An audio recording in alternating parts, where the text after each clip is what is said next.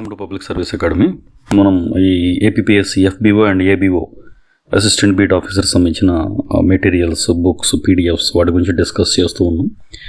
ఎవరైతే దీనికోసం సీరియస్గా ప్రిపేర్ అవుతున్నారో, ఇంతవరకు ఎక్కడ కనుక జాయిన్ అవ్వకుంటే ఇలాంటి మన మెటీరియల్, వాల్యుబుల్ ఇన్ఫర్మేషన్ మన ఛానల్ పబ్లిక్ సర్వీస్ అకాడమీ అనే దాంట్లో మీకు అవైలబుల్ ఉంటుంది. ఫర్ ఎగ్జాంపుల్ ఈ టైగర్ సెన్సస్, ఎందుకనంటే నిన్న చూశారు కదా మనం పెట్టిన ఎస్ఏ క్వశ్చన్స్ కూడా చాలామంది రాసుకుంటున్నారు. ఈ ఫారెస్ట్ అండ్ ఎన్విరాన్మెంటల్ సైన్స్ వీటికి సంబంధించిన వాటి మీదే జనరల్ ఎస్ఏ కూడా అడుగుతాము అని క్లియర్గా మెన్షన్ చేశారు సిలబస్లో. సో ఈ forest survey and tiger survey వీటన్నిటికి సంబంధించిన ఇన్ఫర్మేషన్సే ఎగ్జామ్లో కొంచెం టఫ్గా ఇవ్వాలంటే స్టాటిస్టికల్గా అడిగే ఛాన్స్ ఉంటుంది. సో మనం పెట్టినటువంటి మాక్ టెస్ట్కి సంబంధించినటువంటి ఆన్సర్స్ కానివ్వండి, కొన్ని రకాల కరెంట్ అఫైర్స్ పీడిఎఫ్లు ఏవైతే ఉన్నాయో ఇవన్నీ ఈ ఛానల్లో దొరుకుతాయి. ఎవరికైతే రిక్వైర్మెంట్ ఉంటుందో వాళ్ళు ఈ క్యూఆర్ కోడ్ని స్కాన్ చేసిన టెలిగ్రామ్ గ్రూప్లో జాయిన్ అవ్వచ్చు. సో ఎందుకనంటే మెంబర్స్ ఓన్లీ వీడియోస్, అంటే ఎవరైతే మన దాంట్లో సబ్స్క్రైబ్ అయ్యారో, జాయిన్ అయ్యారో వాళ్ళ వరకు వీడియోస్ వస్తాయి. యూట్యూబ్లో కూడా సబ్స్క్రైబ్ అవ్వండి, ఎందుకంటే కామెంట్స్, టైం వేస్ట్, వీళ్ళు కొన్ని మిగిలిన వాళ్ళకు డిస్టర్బెన్స్ క్రియేట్ చేస్తారు. సో దాని గురించి ఓన్లీ వీడియోస్ ఇక్కడ నుంచి వస్తాయి. కాబట్టి ఎవరైతే సబ్స్క్రైబ్ చేసుకున్నారో వాళ్ళకి మాత్రమే వీడియోస్ కానీ కంటెంట్ కానీ కనిపిస్తుంది. అలాగే టెలిగ్రామ్ ఛానల్లో కూడా మీరు దీంతో కనుక స్కాన్ చేసుకొని ఈ గ్రూప్లో జాయిన్ అయితే then you will be able to see these PDFs అన్నీ ఫ్రీగానే. టెస్ట్ సిరీస్ కానివ్వండి, వాటికి సంబంధించిన ఇన్ఫర్మేషన్, ఇంపార్టెంట్ బిట్స్ ఏవైతే FBO and FSO and ABO ఈ ఎగ్జామ్స్కి సంబంధించిన ఇన్ఫర్మేషన్ అనేది టైం టు టైం అప్డేట్ చేయడం జరుగుతూ ఉంటుంది డైలీ. సో అది మీరు డౌన్లోడ్ చేసుకోవచ్చు. ఇంట్రెస్ట్ ఉన్నవాళ్ళు దీన్ని స్కాన్ చేసుకుని గ్రూప్లో జాయిన్ అవ్వండి. నెక్స్ట్ ఇంకా ఈరోజు వీడియో కనుక చూసినట్లయితే లాస్ట్ టైం వచ్చినట్టు మెయిన్స్లో వచ్చినట్టు క్వశ్చన్ పేపర్, మొన్నటి వరకు ప్రిలిమ్స్ అయిపోయింది కాబట్టి మెయిన్స్లో ఎటువంటి క్వశ్చన్స్ అడిగారు అండ్ ఇంటర్మీడియట్ లెవెల్ అని అన్నారు కదా, ఇది ఇంటర్మీడియట్ లెవెల్లోనే ఉన్నాయి ఈ క్వశ్చన్స్ అనేది. కొన్ని క్వశ్చన్స్ చూసే ప్రయత్నం చేద్దాం. లాస్ట్ టైం వచ్చినటువంటి 2019లో వచ్చిన క్వశ్చన్స్. సో ఇక్కడ సౌర వ్యవస్థలో అతి తక్కువ వేగంతో తిరిగే గ్రహం ఏది అని అడిగాడు. సో ఇంతవరకు ఓకే చూడొచ్చు, బట్ ఇక్కడ తక్కువ వేగంతో అనేది కొంచెం ట్రికీగా అని కాదు, లాజికల్గా ఉంది. అంటే జనరల్ క్వశ్చన్ మోస పద్ధతులు లేదు. అది ఇక్కడ చూడండి, which of the following is an artificial satellite. Satellite అని అంటే ఏమంటామంటే మనం ఉపగ్రహాలు అంటాం కదా, ఉపగ్రహం అంటాం. కానీ ఇక్కడ ఏమొచ్చిందంటే ట్రాన్స్లేషన్ మిస్టేక్, గ్రహం అని వచ్చింది.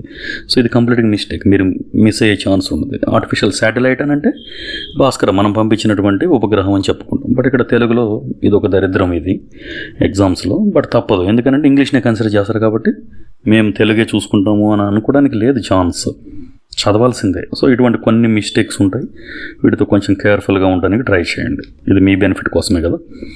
అండ్ స్కీమ్ ఆఫ్ ఎవాల్యుయేషన్ చూస్తే చెప్పాం కదా. సో ఇదేమి జనరల్ ఎస్ఏ క్వశ్చన్ కనుక చూసినట్లయితే ఎవాల్యుయేషన్ గురించి, సో తెలుగు, ఇంగ్లీషు ఎనఫ్ ఒక 4 to 5 pages రాయాల్సి ఉంటుంది. అది లాస్ట్ వీడియో మన దాంట్లో క్లియర్గా మెన్షన్ చేసాం. ఎస్ఎస్ గురించి అందరికి 20 ఎస్ఎస్ కూడా ఇవ్వడం జరిగింది. ఆ 20 ఎస్ఎస్ గురించి కొంచెం డెవలప్ చేసుకున్నా సరే, లేకుండా 20 ఎస్ఏలు కలిపి రాసేసినా సరిపోతుంది. సో ఎందుకనంటే 20 మార్కులకు అనేది మీరు టార్గెట్ పెట్టుకోండి. 40%, 20 మార్క్స్ని చాలా ఇంపార్టెంట్ కాబట్టి 15 to 20 అనుకున్నా 20 వచ్చేటట్టు రాసుకోవాలి. 20 కావాల్సిన 25 వచ్చేటట్టు రాయాలి. సో 5 పేజీలు రాసినప్పుడు ఒక్కొక్క పేజీకి 5 మార్క్స్ వేసినా కానీ you will be able to get like 20-25 marks రావడానికి ఛాన్స్ ఉంటుంది. అదొకసారి చూసుకున్న ఎస్ఏ పేపర్ గురించి క్లియర్గా మెన్షన్ చేయడం జరిగింది. అండ్ తర్వాత చూస్తే general studies and mental ability 100 questions, 100 marks. And next చూసినట్టయితే general science and general maths కూడా సేమ్ స్టోరీ.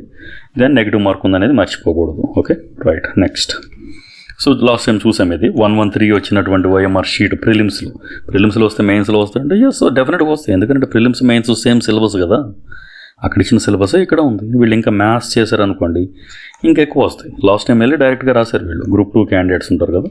అండ్ అలాగే ఇక్కడ 107 మార్క్స్ వచ్చాయి.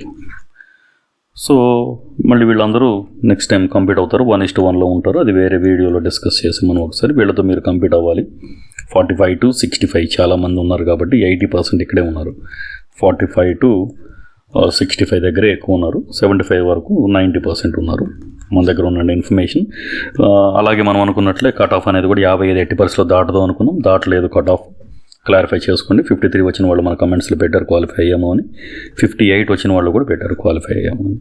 సో అనాలిసిస్ అనేది ఎప్పుడు రాంగ్ అవ్వలేదు, సో ఆల్మోస్ట్ కరెక్ట్గా ఉంటుంది. ఈ క్వశ్చన్స్ కూడా చూసాం కదా, పేపర్ సెటర్స్ ఎలా ఉంటారు అనే దాని గురించి కూడా లాస్ట్ వీడియోలో డిస్కస్ చేసాం. ఎంత టైం ఉంటుంది అనేది ఫస్ట్ క్వశ్చన్ ఇక్కడ. సో మొన్న అనుకున్నాం 1 monthలోనే ఎగ్జామ్ పెట్టే ఛాన్స్ ఉందని చెప్పేసి ఒక్కసారి కొంచెం భయపడాల్సి వచ్చింది. తర్వాత మనం రియలైజ్ అయ్యాం కదా, ఎందుకనంటే అన్ని ఎగ్జామ్స్కి కలిపి పేపర్ 1 కండక్ట్ చేద్దాం అనుకుంటున్నాను. బట్ అది బీఎస్సీ స్టాండర్డ్, డిగ్రీ స్టాండర్డ్ వేరే ఉంది కాబట్టి బ్యాచిలర్ డిగ్రీ కావాలి కంపల్సరీగా. ఈ ఎఫ్బిఓ ఎగ్జామ్ చూసినట్లయితే ఓన్లీ ఇంటర్మీడియట్ స్టాండర్డ్ కాబట్టి మనం చెప్పిన ఇన్ఫర్మేషన్ తర్వాత వాడిని టెలిగ్రామ్ గ్రూప్ నుంచి డిలీట్ చేయడం జరిగింది. ఎవరైతే చైర్మన్కి కానీ సెక్రటరీకి కానీ ఒక మెయిల్ పెట్టినట్టయితే ఖర్చు ఏం లేదు కదా, free of cost email. So ఒకవేళ వాళ్ళు పోస్ట్ పోన్ చేయొద్దు, త్వరగా 1 మంత్లో పెట్టద్దాం అనుకున్నప్పుడు వాళ్ళు ఈ ఈమెయిల్స్ని కన్సిడర్ చేస్తారు. నష్టం ఏం లేదు కదా, అందులో మిస్గైడ్ ఏముంది. 2 months అనుకునేది 1 monthలో పెడితే ప్యానిక్ అవ్వాల్సిన అవసరం కాదు, ఎక్కువ చదువుకోవాలి. ఇక్కడ రోజుకి 8 గంటలు చదివితే ఇక్కడ 16 గంటలు చదవాల్సి వచ్చింది. తప్పేం లేదు. ఇప్పుడు కూడా అదే చెప్తున్నాను, 1 month అనుకునే చదవండి. 2 months దొరికితే 2-3 times రివైజ్ చేయండి అంతే. దాని గురించి ఇందులో మిస్గైడ్ చేయడం వల్ల ఎవరికి ఉపయోగం ఉంది? మేము 2 monthsలో జరగదు, 3 monthsలో జరిగింది అన్నప్పుడు మేము మాక్ టెస్ట్లు పెట్టుకోవాలా? మెయిన్స్ టెస్ట్ మేము అనంటే యూట్యూబ్ కమ్యూనిటీ ఎవరైతే ఉన్నారో వాళ్ళు కానీ ఇన్స్టిట్యూట్స్ వాళ్ళు కానీ 2 monthsని 3 months జరిగిద్ది, 4 months జరిగిద్ది, 6 months జరిగిద్ది అన్నప్పుడు మాక్ టెస్ట్లు, మెయిన్స్ టెస్ట్ సిరీస్లు పెట్టి వాళ్ళకి బెనిఫిట్ చేసుకుంటాను అనుకున్నాను. 2 monthsని 1 month అన్నప్పుడు ఎవరు మీ దగ్గర జాయిన్ అవ్వండి అని అడగలేదు కదా, చదువుకోండి అని చెప్పారు.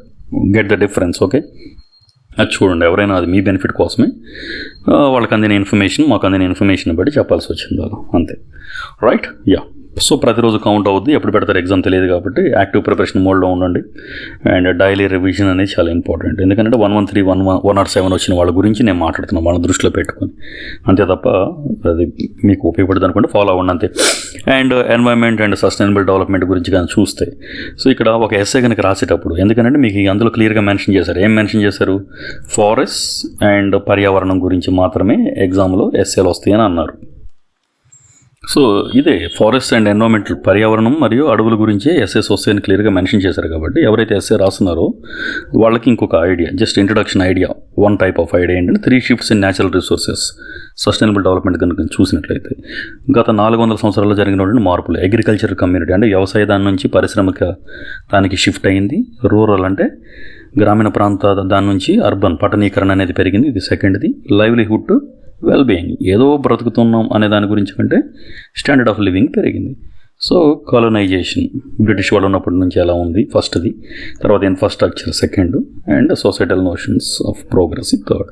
సో ఈ విధంగా మీకు ఇచ్చినటువంటి ఎస్ఏని బేస్ చేసుకుని సస్టైనబుల్ డెవలప్మెంట్ గురించి అడిగితే ఏ విధంగా మార్పు చెందడం జరిగింది అనేది రాసుకోవాలి. And introduction idea 2, disaster management గురించి క్వశ్చన్ వచ్చింది అనుకోండి. డిజాస్టర్ మేనేజ్మెంట్ గురించి వస్తే సైక్లోన్స్ ఏ విధంగా ఇంపాక్ట్ చూపిస్తాయి ప్రజల మీద, వాళ్ళ యొక్క జీవన విధానాల మీద, అండ్ ఇలా కోస్టల్ ఏరియాస్ మీద ఎలా చూపిస్తాయి. అండ్ రెండోది డిలే ఇన్ మాన్సూన్స్, ఈ విధంగా వాతావరణ మార్పులు, క్లైమేట్ చేంజ్ గురించి క్వశ్చన్ వచ్చింది అనుకోండి, ఇవి రాసుకోవాల్సి వచ్చింది.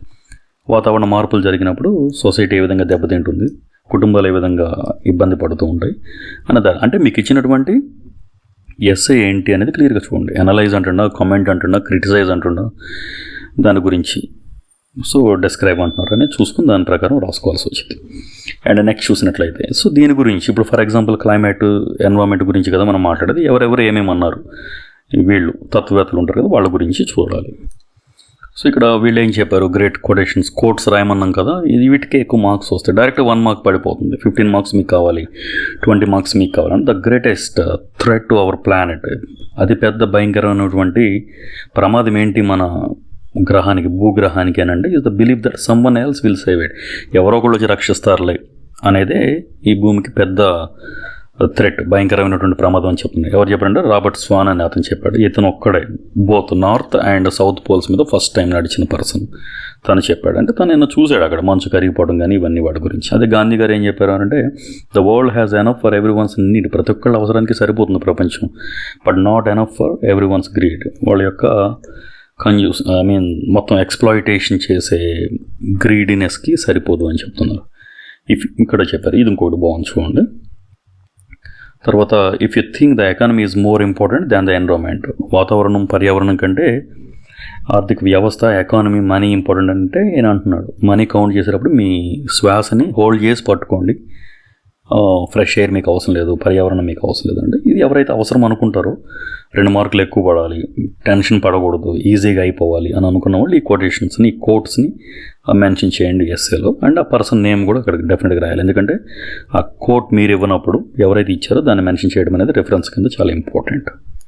అలాగే ప్రెసిడెంట్ ఒబామా తను ఏం చెప్పాడంటే ex president of America, we are the first generation to feel the effect of climate change. ఈ వాతావరణ మార్పుల్ని మనమే మొట్టమొదటిసారి ఫీల్ అవుతూ ఉన్నాం పారిశ్రామికీకరణ తర్వాత. And the last generation who can do something about it. మనమే ఇది ఫస్ట్ అండ్ లాస్ట్ కూడా. ఈ ప్రాబ్లమ్ ఇక్కడే ఫిక్స్ చేయగలిగితే నెక్స్ట్ ఫ్యూచర్ జనరేషన్స్ అనేవి ఇబ్బంది పడకుండా ఉండే, లేకపోతే ఇంతటితోనే ఎండ్ అయిపోయే ఛాన్స్ కూడా ఉంది అనే దాని గురించి చెప్తున్నారు. సో ఇట్లా ప్రతి పేపర్ గురించి కొంచెం కొంచెం చూద్దాం ఈరోజు. నెక్స్ట్ ఇక్కడ బుక్స్ గురించి ఎగ్జాంపుల్స్ ఏం చెప్పారు అనే దాని గురించి మర్చెంట్స్ ఆఫ్ డౌట్ అనే బుక్లో టొబాకో స్ట్రాటజీ గురించి ఎక్స్ప్లెయిన్ చేశారు. సో ఎవరెవరు ఏమేమి గొప్ప పనులు చేశారు అనే దాని గురించి చూద్దాం. తర్వాత ఇక్కడ తులసి గౌడ్, 72-year-old ఎన్వైరన్మెంటలిస్ట్, పర్యావరణవేత్త, కలెక్టెడ్ హర్ పద్మశ్రీ అవార్డు. ఎక్కడి నుంచి తీసుకొచ్చిందంటే చెప్పులు లేకుండా నడిచి వచ్చి కర్ణాటక నుంచి వెళ్ళి అక్కడ 30,000 మొక్కల్ని నాటిన తర్వాత సాప్లింగ్స్, సీడ్స్ అండ్ ప్లాంటేషన్స్ చేసిన తర్వాత ఇది ఎన్సైక్లోపీడియా ఆఫ్ ఫారెస్ట్ అని ఇచ్చారు తనకి ఆ ట్రీట్మెంట్. సో ఈ విధంగా పద్మశ్రీ అవార్డు గ్రహీత ఇంత దూరం నడిచి వెళ్ళారు అని చెప్తున్నారు బేర్ ఫుట్ మీద తన అవార్డుని కలెక్ట్ చేసుకోవడానికి. సో ఇలా కొంతమంది నేమ్స్ రాసినప్పుడు ఏమవుతుంది అంటే దట్ మేక్ సెన్స్ అండ్ చూసే వాళ్ళకు కూడా ఒక 2 మార్కులు ఎక్కువ వేయాలనిపిస్తుంది కదా. సో ఆ విధంగా కొంచెం చూసుకోండి. And next previous year questions కానీ చూస్తే సోలార్ రేడియేషన్ యొక్క వేడికి కారణం ఏంటి? వేడికి కారణం ఏంటి అంటే జనరల్గా అందరూ వెంటనే యూవీ రేడియేషన్ అనుకుంటారు. యూవీ రేడియేషన్ అనేది కాదు. సో దాంట్లో ఉన్నటువంటి ఈ short length wave radiation, infrared radiation ఏదైతే ఉందో ఐఆర్, ఇదే సన్ నుంచి వచ్చినటువంటి ఈ రేడియేషన్ కూడా భూమిని తగిలిన తర్వాత ఇక్కడ నుంచి వెంటనే రిఫ్లెక్ట్ అవుతుంది. భూమి మీద ఉన్నటువంటి స్మూత్ సర్ఫేస్ ఏదైతే ఐస్ కానీ వాటర్ కానీ గ్లాసీ సర్ఫేసెస్ ఏవైతే ఉన్నాయో అక్కడ నుంచి వెంటనే బయటికి ఎమిట్ అవుతుంది. సో అక్కడ నుంచి మనకి టెంపరేచర్ అనేది ఈ ఎమిట్ అయ్యేటప్పుడు టెంపరేచర్కి ఇక్కడ కనుక పొల్యూషన్ ఉందనుకోండి, SO2 CO2 అంతా ఇక్కడే ఉండిపోతుంది. అది వెనక లేవనుకోండి, వాతావరణం క్లీన్గా ఉందనుకోండి, అట్మాస్ఫియర్ పైకి వెళ్ళిపోతుంది. అందుకే మన దగ్గర టెంపరేచర్ అనేది పొల్యూషన్ ఎక్కువ ఉంటుంది కాబట్టి మన చుట్టూతో ఉన్నటువంటి టెంపరేచర్ చాలా వేడిగా ఉంటుంది, 25 to 40 degrees, సమ్మర్లో 48, 49. అదే వేరే కంట్రీస్లో ఇదంతా క్లీన్గా ఉంటుంది ఎన్వైరన్మెంట్, చుట్టూతో ఉన్నటువంటి పరిసరాలు లోపల కాలుష్య కారణాలు ఎక్కువ ఉండవు. ఈ కాలుష్యం లేనప్పుడు ఏమవుతుందంటే వెంటనే పైకి వెళ్ళిపోతాయి, మళ్ళీ కిందకు వస్తే మళ్ళీ పైకి వెళ్ళిపోతుంది. సో ఈ విధంగా అక్కడ అనేది టెంపరేచర్ చాలా తగ్గుతూ ఉంటుంది. Infrared radiation is the major reason. Last time వచ్చిన క్వశ్చన్స్ డైరెక్ట్ క్వశ్చన్స్ పెట్టలేదు నేను, ఏవైతే లాజికల్గా అడిగారో క్వశ్చన్స్ డెఫినెట్గా లాజికల్గానే ఉన్నాయి, ప్రిలిమ్స్లో ఉన్నట్లు లేవు. ఇక్కడ చూడండి, in a biogas plant which of the following is not needed at all. So జనరల్గా మనం బయోగ్యాస్లో ఏముంటుందని చదువుతూ ఉంటాం, బట్ ఇక్కడ బయోగ్యాస్ ప్లాంట్లో క్రింది వాటిలో ఏది అసలు అవసరం లేదు అన్నాడు. ఆక్సిజన్తో పని లేదు, ఓకే, బయోగ్యాస్లో ఓటుతో పని లేదు. సో ఇటువంటి క్వశ్చన్స్. కాలిన అగ్గిపుల్లల వాసనతో ఉండి సాధారణంగా అగ్ని పర్వతాల నుంచి వెలువడే వాయువు ఏంటి అన్నారు. సో ఇక్కడ సల్ఫర్ డయాక్సైడ్, ఇదే కదా మన కోడిగుడ్ల వాసన వచ్చేది H2S, హైడ్రోజన్ సల్ఫైడ్, ఇవన్నీ అవే. తర్వాత రసాయనాల్లో రాదు, ఇటువంటి కొన్ని సింపుల్ క్వశ్చన్స్ కూడా వస్తాయి. అక్కడ కూడా మీరు ఏం చూస్తారంటే HCl, H2SO4 ఇవన్నీ చూసినప్పుడు HCl జనరల్గా పిక్ చేసుకుంటాం, బట్ అందరికీ తెలుసులేండి సల్ఫ్యూరిక్ యాసిడ్ అనేది. బట్ ఇటువంటి కొన్ని సింపుల్ క్వశ్చన్స్ ఎందుకు వస్తున్నాయంటే ఎగ్జామ్ అనేది ఇంటర్మీడియట్ బేస్డ్ కాబట్టి ఇంటర్ బేస్డ్ అనేది గుర్తుపెట్టుకోండి, ఓకే. తర్వాత మొక్కలు జంతువులో నిల్వ ఉండే పాలిసాకరైడ్ రూపం వరుసగా, మొక్కలు జంతువులు రెస్పెక్టివ్లీ అన్నాడు. వరుసగా ఏంటి, ముందు వెనక చూసుకోవద్దు. వెంటనే గ్లూకోజ్ స్టార్చ్ ఇస్తే కొట్టేస్తారు. ఫస్ట్ మొక్కలు అండంలోనే స్టార్చ్ ఉంటుంది, మన దాంట్లో ఉండేది గ్లైకోజన్. ఎందుకంటే మనం తిన్న గ్లూకోజ్ కనుక ఎక్కువైనప్పుడు గ్లైకోజన్గా కన్వర్ట్ అయిపోయి స్కిన్ కింద ఉన్నటువంటి ఆయిడ్పోస్ టిష్యూ ఆ లేయర్లో స్టోర్ అవుతూ ఉంటుంది కాబట్టి అది గ్లైకోజన్ అంటారు. గ్లైకోజెనసిస్, గ్లైకోనియోజెనసిస్ అవన్నీ ఒకసారి చూసుకోండి. ఎందుకంటే ఈ ఏరియాస్ నుంచి క్వశ్చన్స్ వచ్చినప్పుడు నెక్స్ట్ వచ్చిన చైర్మన్ కనుక ఏ ప్రొఫెసర్ని హైర్ చేసుకున్నా ఆ ప్రొఫెసర్ అనేది ఈ పాత పేపర్ చూసినప్పుడు ఆయన మైండ్ కూడా వెంటనే ఎస్ ఈ పేపర్ బాగుంది కదా, క్వశ్చన్స్ చాలా బాగున్నాయి కదా, వీటి నుంచి నెక్స్ట్ ఇప్పుడు దీని నుంచి కాకుండా గ్లైకోజన్ గ్లూకోజ్గా మారటాన్ని ఏమంటారు, గ్లైకోజన్ని నిల్వ చేసే అవయవం ఏంటి, గ్లైకోజన్ ఏ రూపంలో నిల్వ ఉంటుంది, ఈ విధంగా అడుగుతారు. సో అదేవిధంగా ఫ్యాట్ని కనుక మనం తిన్నట్లయితే 1 గ్రామ్ ఫ్యాట్ నుంచి ఎన్ని క్యాలరీల ఎనర్జీ వస్తుంది అనే దాని గురించి అడిగే ఛాన్స్ ఉంటుంది. ఎందుకంటే ఈ క్వశ్చన్ చూస్తాడు డెఫినెట్గా. ఇక్కడ వచ్చిన ప్రొఫెసర్ అనే అతను పాత పేపర్ ఉంది, వీళ్ళే ఇస్తారు, కమిషన్ ఇస్తారు, బుక్స్ ఇస్తారు, పేపర్స్ ఇస్తారు. తర్వాత గ్రీన్ ఎల్లో లైట్, క్లోరోఫిల్ ఏదైతే ఉందో క్లోరోఫిల్ దేన్ని ప్రతిబింబిస్తుంది, మనం చూసే ఎక్కువ రకాల మొక్కల్లో పచ్చదనానికి కారణం ఏంటంటే ఈ లైట్ అని చెప్తున్నారు. నెక్స్ట్ చూడండి, మ్యాచింగ్ కూడా చాలా మంచిగా ఇచ్చాడు. సో పారాసైటిక్ అంటే ఏంటి, సాప్రోఫైటిక్ అంటే ఏంటి, సింబయోటిక్ అంటే, సింబయోటిక్ అంటే మీకు అందరికీ తెలుసు సహజీవనం అనేది, పారాసైటిక్ అంటే పరాన్న జీవనం అనేది తెలుసు. సో కీమోసింథటిక్ ఆటోట్రాప్స్, ఇది ఫోటోసింథటిక్ కాదు. ఫోటోసింథటిక్ అంటే కాంతిని ఉపయోగించుకొని ఆహారాన్ని తయారు చేసుకుంటే ఫోటోసింథసిస్ అంటారు. సో కీమోసింథటిక్ ఆటోట్రాప్స్ ఇది కెమికల్స్ని ఉపయోగించుకొని కూడా ఫుడ్ని తయారు చేసుకోగలిగింది, దాన్ని ఏమంటారు. సో ఇక్కడ వీటన్నిటి గురించి చాలా క్లియర్గా నేర్చుకోవాల్సిన అవసరం ఉంది. ఇక్కడ కెమికల్స్ అంటుందని మీరు దీన్ని ఒకదాన్ని పెట్టేయచ్చు, iron, hydrogen, sulphur, bacteria. So simple, ఇది అయిపోద్ది. తర్వాత బి అనే దానికి కూడా 1 ఉంది, కస్కుట రిఫ్లెక్టియాట అనేది. ఇది మొక్కల మీద పాకుతూ ఈ మొక్కలు ఏదైతే ఉన్నాయో ఆ మొక్కల నుంచి ఇట్లా ఏదైనా ఒక ప్లాంట్ ఉందనుకోండి, ఈ ప్లాంట్ మీద ఇది పాకుతూ ఉంటుంది. సో అక్కడ నుంచి మొక్క నుంచి తీసుకుంటూ ఉంటుంది ఫుడ్. తర్వాత సింబయోటిక్కి బెస్ట్ ఎగ్జాంపుల్ ఏంటి అనేది కూడా ఒకసారి చూసుకోండి. లైకెన్స్ ఏంటి, ఆల్గే ప్లస్ ఫంగై కలిసిన దాన్ని ఆల్గే అంటారు. ఆల్గే అనేది ఆహారాన్ని తయారు చేస్తుంది, ఫంగై అనేది ఆహారాన్ని తీసుకుంటుంది, రెండింటికి బెనిఫిట్ ఉంటుంది. సో దాన్నే సహజీవనం అంటారు. తర్వాత అనరోబిక్ రెస్పిరేషన్ గురించి. అనరోబిక్ రెస్పిరేషన్ అవాయు శ్వాసక్రియ, ఇక్కడ డైరెక్ట్గా అనరోబిక్ రెస్పిరేషన్ అనే మెన్షన్ చేస్తూ ఉన్నాడు. సో దీన్ని ఒకసారి చూసుకోండి, ట్రాన్స్లేషన్ ఎగ్జాక్ట్గా ట్రాన్స్లేట్ అవ్వట్లేదు. సో ఇది అంతకుముందు ఉన్న చైర్మన్ ఉన్నప్పుడు జరిగిందట. ప్రకటనలు సరికాదు అని చెప్తున్నారు కదా. సో ఏంటి అనేది ఒకసారి చూసుకోండి. కష్టంగానే ఉన్నాయి, ఈజీ కాదు. తర్వాత ఈస్ట్ సెల్స్, తర్వాత ఎనరోబిక్ రెస్పిరేషన్, గ్లైకోజన్ మరియు ఎనర్జీ అని అంటే ఎనర్జీ సైకిల్స్, శక్తి వలయాలు ఉంటాయి కదా, ఎనర్జీ సైకిల్స్ గురించి. జియో సైకిల్స్ కావు, ఇది nitrogen cycle, SO2 cycle, oxygen cycle, water cycle, hydrological cycles కావు ఇవి, ఎనర్జీ సైకిల్, శక్తి వలయాలు. వీటికి సంబంధించి ఎటువంటి క్వశ్చన్స్ వచ్చాయి అనేది, ఎందుకంటే ఇది ప్రీవియస్ పేపర్ మన టెలిగ్రామ్ గ్రూప్లో కూడా ఉంది ఇది పేపర్ అంతా. బట్ ఎందుకు ఈ క్వశ్చన్స్ మెన్షన్ చేసింది, కొంచెం లాజికల్గా, ట్రికీగా, కాన్సెప్చువల్గా మిమ్మల్ని నెగిటివ్ సైడ్ తీసుకెళ్తే ఈ క్వశ్చన్ అటెంప్ట్ చేస్తే ఇట్స్ నాట్ దట్ ఈజీ. ప్రిలిమ్స్లో ఉన్నట్లు లేదు ఇది. ఎందుకు అనేది పాత ప్రొఫెసర్ ఉన్నట్టయితే ఈ పేపర్ చూడకపోవచ్చు, డైరెక్ట్గా ఎన్విరాన్మెంట్ ఇచ్చుకుంటూ వెళ్ళిపోతే ఆ ఛాన్స్ ఉంది. బట్ ఇప్పుడు చైర్మన్ మారారు కాబట్టి ఇప్పుడు ఈ క్వశ్చన్స్ అన్నీ కూడా పాత పేపర్ చూస్తే మళ్ళీ ఇవే క్వశ్చన్స్ రిపీట్ అయ్యే ఛాన్స్ ఉంది. సో ఆక్సిజన్స్ ఏం చేస్తాయి, జిబ్రెలిన్స్ ఏం చేస్తాయి, సైటోకైన్స్ ఇస్తే అబ్సిసిక్ యాసిడ్ ఏం చేస్తుంది. సో ఇది ఒకసారి చూసుకోవాలి. ఎందుకు అని అంటే తర్వాత చాలా ఇబ్బంది అయిపోయే ఛాన్స్ ఉంటుంది. పేపర్ కొంచెం టఫ్గానే ఎక్స్పెక్ట్ చేస్తున్నాను నేను. తర్వాత డిఎన్ఏలో పిరమిడ్స్ అనేవి ఏంటి మనం అన్నాడు. ఈసారి ప్యూరిన్స్ గురించి అడగవచ్చు, ఎందుకంటే డిఎన్ఏ కానీ మనం తీసుకుంటే డబుల్ హెలికల్ స్ట్రక్చర్. సో దీంట్లో ఉన్నటువంటి ఈ బాండ్స్ని ఏమంటారు, హైడ్రోజన్ బాండింగ్స్ అంటారు. ఇది 5' and 3' అంటారు. సో దీని లోపల ప్యూరిన్స్ అండ్ పిరమిడ్స్ ఉంటాయి. అందులో ఏముంటాయి, నైట్రోజనస్ బేసెస్ అంటే ఏంటి, న్యూక్లియోటైడ్స్ అంటే ఏంటి, న్యూక్లియోసైడ్స్ అంటే ఏంటి. సో ఈ విధంగా ఈ ప్రొఫెసర్ ఏమంటాడు అని అంటే ఈ క్వశ్చన్ చూసినప్పుడు ఇక్కడ నుంచి ఇచ్చే ఛాన్స్ ఉంటుంది, థైమిన్ సైడోసిన్ ఇచ్చినప్పుడు. తర్వాత నెక్స్ట్ ఏం ఇస్తారు, ఎడినిన్ అండ్ థైమిన్, AT గురించి అడగవచ్చు. సో ఇలా అండ్ ట్రాన్స్లేషన్ అనేది 100% చేయట్లేదు. నెక్స్ట్ లాస్ట్ చాప్టర్ ఉన్నటువంటి ఇథనోబాటనీ ఉంది కదా, అక్కడ నుంచి కూడా ఒక క్వశ్చన్ ఇవ్వకుండా 4 క్వశ్చన్లు ఇచ్చారు. సో ఈ విధంగా 4 సైంటిఫిక్ నేమ్స్, ఇది కూడా ఒకసారి చూసుకోండి. అండ్ ఈరోజు ఏమి సబ్జెక్ట్లోకి వెళ్ళట్లేదు, మెటీరియల్స్ మన టెలిగ్రామ్ గ్రూప్లో అప్లోడ్ చేస్తూ ఉంటాం టైం టు టైం. అండ్ ఈ క్వశ్చన్స్ ఏవైతే important, only GS general science గురించి ఈరోజు మాట్లాడాం. నెక్స్ట్ వీడియోలో జనరల్ స్టడీస్ అండ్ మ్యాథ్స్ గురించి కూడా చూద్దాం.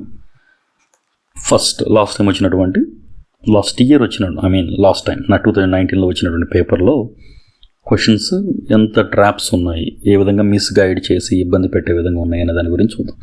ఆమ్ల వర్షం గురించి, దేని యొక్క విడుదల వల్ల జరుగుతుంది, sulphur dioxide and nitrogen oxides. ఇవి చాలాసార్లు చూసాం మనం. ఎందుకనంటే అందరికీ తెలిసిందే కదా, SOx అండ్ NOx. దీని నుంచి మనకి వాటర్తో కలిసినప్పుడు ఏమవుతుంది అని అంటే ఇక్కడ H2SO4 ఒకటి, ఇక్కడ HNO3 ఒకటి. ఇవి 2 స్ట్రాంగ్ యాసిడ్స్, గాఢత కలిగినటువంటి, శక్తి కలిగినటువంటి ఆమ్లాలు కాబట్టి ఆమ్ల వర్షం అనేది పడుతూ ఉంటుంది. అదే కనుక గాలిలో CO2 ఉంటుంది, ఇది వాటర్తో కలిసినప్పుడు కూడా మనకి H2CO3 వస్తుంది, కార్బోనిక్ యాసిడ్. బట్ ఇది ఆమ్ల వర్షం కాదు, ఎందుకనంటే సోడా వాటరే కదా H2 అంటే, H2CO3 అంటే. మనం రోజు సోడాలు తాగుతూనే ఉంటాం, బట్ ఏం కాదు కదా. ఆమ్ల వర్షం అయితే డేంజర్ అయిపోయేది. ఇదంత గాఢత కాదు కాబట్టి ఇది కాదు. ఆమ్ల వర్షం అనేది ఎప్పుడు కూడా H2SO4, HNO3 రూపంలో SOx, sulphur oxides, nitrogen oxides, వీటి వల్లే వస్తుంది. ఇది డెఫినెట్ క్వశ్చన్, చాలా మంచి question. Green lungs are associated with forest. ఇక్కడ చూడండి, గ్రీన్ లంగ్స్ ఈ క్రింది వాటిలో ఒకదాంతో సంబంధం కలిగి ఉంటుంది, అడవులు. ఎందుకంటే రెయిన్ ఫారెస్ట్లు ఉన్నాయి కదా, హరితరణ్యాలు. రెయిన్ ఫారెస్ట్ ఏమంటారంటే లంగ్స్ ఆఫ్ ద అర్త్ అంటారు. లంగ్స్ ఆఫ్ ద అంటే భూమి యొక్క ఊపిరితిత్తులు అంటారు. అలాగే భూమి యొక్క ఊపిరితిత్తులు అంటే భూగ్రహం మొత్తానికి ఊపిరితిత్తులు ఏంటంటే రెయిన్ ఫారెస్ట్లు. సో వాటిని అమెజాన్ ఫారెస్ట్లు ఉన్నాయి కదా, వాటిని అమెజాన్ రెయిన్ ఫారెస్ట్ని లంగ్స్ ఆఫ్ ద ఎర్త్ అంటారు. నెక్స్ట్ టైం ఆ క్వశ్చన్ రావచ్చు. సో ఇక్కడ గ్రీన్ లంగ్స్ అని అంటే అడవులు అంతే. అది ట్రాన్స్లేట్ చేయట్లేదు క్వశ్చన్స్, ఒకసారి చూసుకోండి అది చాలా కేర్ఫుల్గా. అండ్ వరల్డ్ ఎన్వైర్న్మెంట్ డే ఇక్కడ వెంటనే అడిగాడు. ఇక్కడ చూడండి, ప్రపంచ పర్యావరణ దినోత్సవం అడిగాడు. 21 మార్చ్ వరల్డ్ ఫారెస్ట్ డే. ఇది ఈ FBO ఎగ్జామ్కి సంబంధించింది, ఇది FBO ఎగ్జామ్స్కి సంబంధించింది. నెక్స్ట్ వేరే క్వశ్చన్స్ అడగవచ్చు. ఎర్త్ డే ఎప్పుడని అడగవచ్చు. తర్వాత which of the following is secondary pollutant. Secondary pollutant అంటే పెరాక్సిఎసిటైల్ నైట్రేట్. సో దాని గురించి ఒకసారి చూద్దాం. సో నెక్స్ట్ కనుక ఇలా చూసినట్లయితే విష రసాయనాలు లాంటివి క్రమంగా ఎక్కువ స్థాయిలో టాలరెన్స్ ఆర్గానిజమ్స్ యొక్క కణజాలాలలో పేరుకుపోవటం, క్రమంగా అవి ఆహారంలో కూడా ఎక్కువ స్థాయిలో చేరడం ఏమంటారంటే బయోమాగ్నిఫికేషన్. ఎందుకనంటే బయోమాగ్నిఫికేషన్ అనేది ఒక పిక్చర్ చూపిస్తాను, ఇమేజ్ చూడండి. Ozone layer of atmosphere absorbs, దేన్ని అబ్జర్వ్ చేసుకుంటుంది అని అంటే ప్రమాదకరమైనటువంటి యూవీ రేస్, అతి నీలలోహిత అంటే ట్రాన్స్లేట్ అవ్వట్లేదు, ఒకసారి అది కూడా చూసుకోండి క్లియర్గా. ఈ బయోమాగ్నిఫికేషన్ అంటే ఏంటి అని అంటే ఇదండి. మెర్క్యూరీ ఫర్ ఎగ్జాంపుల్ కనుక పాదరసం ఉందనుకోండి, ఈ పాదరసం అనేది నీటి లోపల కనుక కంటామినేట్ అయితే, ఇక్కడ వాటర్లో కనుక ఈ పాదరసం చేరున్నట్టయితే వీటిని చిన్న చిన్న జంతు ఫ్లవకాలు, చిన్న చిన్న పురుగులు ఉంటాయి కదా, అవన్నీ తీసుకుంటాయి. సో ఇక్కడ 0.1 mg ఉందనుకోండి. సో ఈ పురుగు కనుక 10 వీటిని తిని ఉంటే మొక్కల వాడకి సంబంధించింది అక్కడ 1 అవుతుంది. దీన్ని కనుక పెద్ద చేప ఇటువంటి చిన్న చిన్న పురుగుల్ని 10 తిందనుకోండి. సో ఇక్కడ కాన్సన్ట్రేషన్ లెవెల్ అనేది పెరిగిపోతూ ఉంటుంది. ఈ పెద్ద చేప ఏం చేస్తే 4 చిన్న చేపలు తినేది. అదే మనిషి అనేది ఇక్కడ పెద్ద చేపలో మొత్తం మెర్క్యూరీ అనేది అక్యుములేట్ అయిపోతుంది. అంటే ఇక్కడ ఉన్నది 0.1 0.01 ppm అయినా కానీ ఇక్కడికి వచ్చేసరికి 10 ppm స్టేజ్కి వెళ్ళిపోతుంది. దీన్ని మనిషి తిన్నప్పుడు నర్వస్ సిస్టమ్ మీద డైరెక్ట్ ఇంపాక్ట్ ఉంటుంది. ఇదే బయోమాగ్నిఫికేషన్. మ్యాగ్నిఫికేషన్ అంటే మ్యాగ్నిఫైయింగ్ లెన్స్ అంటే భూతద్దం, కొంచెం ఉన్నదాన్ని పెద్దగా చేసేది. సో ఇక్కడ ఉన్నది ప్రభావం ఇదేమి ఎఫెక్ట్ లేదు మెర్క్యూరీ పరిశ్రమల నుంచి డైరెక్ట్గా నీటిలోకి వదిలినప్పుడు. బట్ ఇక్కడికి వచ్చేసరికి ఏమవుతుంది, మొత్తం మనం కంటామినేట్ అయిపోతుంది. హ్యూమన్ టిష్యూస్, బ్రెయిన్ సెల్స్ అన్నీ కూడా డ్యామేజ్ అయిపోతుంది. ఇదే బయోమాగ్నిఫికేషన్. సో ఈ విధంగా పేపర్ చదివేటప్పుడు కూడా ఎక్స్ప్లెనేషన్ మన దగ్గర ఇలా ఇవ్వబడుతూ ఉంటుంది. అండ్ ఇప్పుడు కనుక చూసినట్లయితే ఎవరైతే ఇక్కడ ఇంట్రెస్ట్గా ఉన్నారో వాళ్ళకి అక్టోబర్ 20th నుంచి గ్రాండ్ టెస్ట్లు అనేవి కండక్ట్ చేయడం జరుగుతుంది. ఏదైతే పేపర్ 1 ఉందో, పేపర్ 1కి సంబంధించినటువంటి అంటే జనరల్ స్టడీస్ అండ్ మెంటల్ ఎబిలిటీకి GS అండ్ GM మెంటల్ ఎబిలిటీకి సంబంధించి 8 ఎగ్జామ్లు ఉంటాయండి. ఎవ్రీ మండే ఒక ఎగ్జామ్ ఉంటుంది. సో గ్రాండ్ టెస్ట్లే కాబట్టి మీరు అంత సిలబస్ కంప్లీట్ చేసుకోవాలి. అలాగే పేపర్ 2కి సంబంధించి కూడా 8 ఎగ్జామ్స్ ఉంటాయి, జనరల్ సైన్స్ అండ్ జనరల్ మ్యాథ్స్కి సంబంధించి. సో టోటల్ 16 ఎగ్జామ్స్ ఉంటాయి. ఇవన్నీ కూడా ఏంటంటే ఎగ్జామ్ డేట్ ఉంటుంది కదా, ఆ రోజు మార్నింగ్ ఈ 8 పేపర్లని, ఈవినింగ్ ఈ 8 పేపర్లని కలిపి ఒకసారి 1 hour బ్రేక్ టైంలో కూడా ఒకసారి రివైజ్ చేసుకుంటూ ఉంటాయి. అలాగే ఇంపార్టెంట్ ఏవైతే ఉన్నాయో ఎగ్జామ్ తర్వాత ఎక్స్ప్లెనేషన్ వీడియో ఉంటుంది జనరల్ సైన్స్కి, కొన్ని ఇంపార్టెంట్ వాటికి సంబంధించిన ఎక్స్ప్లెనేషన్ కూడా మీరు ఇదే క్వశ్చన్ పేపర్ అనేది మనకేం యాప్ లేదండి, యాప్ ఇటువంటి వెబ్సైట్స్ ఇటువంటి లేవు కాబట్టి ఓన్లీ మీ నంబర్ ఏదైతే ఉందో మీ నేమ్ అండ్ వాట్సాప్ నంబర్, ఈ WhatsApp number and FBO Telugu మీడియమా ఇంగ్లీష్ మీడియమా ఏదో ఒకటి మాత్రమే నేమ్, ఫోన్ నెంబర్, దీనికి మన ఇన్స్టిట్యూట్ నెంబర్ ఉంది కదా దానికి పంపించాల్సి వచ్చింది. ఆ ఇన్స్టిట్యూట్ నెంబర్ ఒకసారి ఇస్తాను, నోట్ చేసుకునే అవసరం ఉన్నవాళ్ళు 72075 74720. ఓకే, ఈ నెంబర్కి మీరు వాట్సాప్ చేస్తే రిజిస్టర్ చేసుకోండి. సో వాళ్ళ క్వశ్చన్ పేపర్ అనేది పంపిస్తుంది. సో మొన్నటి చెప్పినట్లే ఎవరైతే ఈ GS general studies and general science paper 8 join అవుతారు వాళ్ళకి జనరల్ ఎస్ఏ పేపర్ అనేది 8 పేపర్లు, వీటితో పాటు జనరల్ ఎస్ఏ అనేది కూడా కండక్ట్ చేయడం జరుగుతుంది. ఆ ఎస్ఏ పేపర్స్ మీరు మాకు పంపిస్తే వాటిని ఎవాల్యుయేట్ చేసి డిజిటల్గానే మళ్ళీ మీకు ఆన్సర్ షీట్స్ పంపిస్తాం. ఇక్కడ పేపర్ కంప్లీట్గా తెలుగు వాళ్ళకి తెలుగులో ఉంటుంది, ఇంగ్లీష్ వాళ్ళకి ఇంగ్లీష్లో ఉంటుంది. సో ఇది ఇంతవరకు ఉంటుంది. ఎవరైతే మన దగ్గర జాయిన్ అవుదాం అనుకున్నారో లేకపోతే జాయిన్ అవ్వకుండా టెలిగ్రామ్కి సంబంధించిన దాంట్లో జాయిన్ అయితే ఆ టెలిగ్రామ్ గ్రూప్లో ఇవన్నీ పెట్టడం జరుగుతుంది, PDFs ఇంపార్టెంట్వి, అది ఒకసారి నోట్ చేసుకోండి. తర్వాత నెంబర్ ఇంకోసారి ఇస్తాం 72075 ఈ నెంబర్కి మీ నేమ్ అండ్ మీ వాట్సాప్ నెంబర్, మొబైల్ నెంబర్ వాట్సాప్తో ఒకసారి పంపిస్తే ఎవరైతే, ఎందుకంటే ఎక్కువ మందికి ప్రొవైడ్ చేయడానికి అవ్వదు, ఓన్లీ PDFs వస్తాయి మీ వాట్సాప్కి, దాన్ని ప్రింట్ తీయించుకోవాలి డెఫినెట్గా. ఎందుకంటే సంవత్సరాల తరబడి ల్యాక్స్ ఆఫ్ రూపీస్ ఖర్చు పెడుతున్నప్పుడు 10 రూపాయలు పెట్టి ప్రింట్ తీపించుకొని నీట్గా రాసుకోండి అక్కడ ఎక్స్ప్లెనేషన్ కానీ ఇంపార్టెంట్ పాయింట్స్ కానీ. ఎందుకంటే మెయిన్స్ అన్నప్పుడు మనం చూసాం కదా 1:1లో ఉండాలి. 60, 70, 80 కూడా సరిపోవు, 100+ రావాలి మార్క్స్. సో 691 జాబ్స్ అంటే మంచి నోటిఫికేషన్. ఇప్పట్లో ఎక్కువ జాబ్స్ ఉన్న నోటిఫికేషన్స్ కూడా లేవు కాబట్టి కేర్ఫుల్గా. అండ్ ఇక్కడ తెలుగు మీడియమా ఇంగ్లీష్ మీడియమా అనేది పెట్టండి. ఓన్లీ FSOకి ఇప్పుడు ప్రజెంట్ ఏం ప్రొవైడ్ చేయట్లేదండి. సో ఒకసారి చూడండి మన వీడియోస్, అనాలిసిస్ ఒకసారి చూసుకోండి. ఎవరైతే ఉపయోగపడుతుంది, మనకి బెనిఫిట్ ఉంటుంది అనుకున్నారో వాళ్ళు జాయిన్ అవ్వండి తప్పకుండా. Okay, thank you so much. And మీకు ఏ డౌట్ ఉన్నా సరే ఈ నెంబర్కి వాట్సాప్ చేయొచ్చు, లేకపోతే కాల్ చేసినా సరే నేను రెస్పాండ్ అవుతాను. నేనే డైరెక్ట్గా మాట్లాడతాను. Thank you.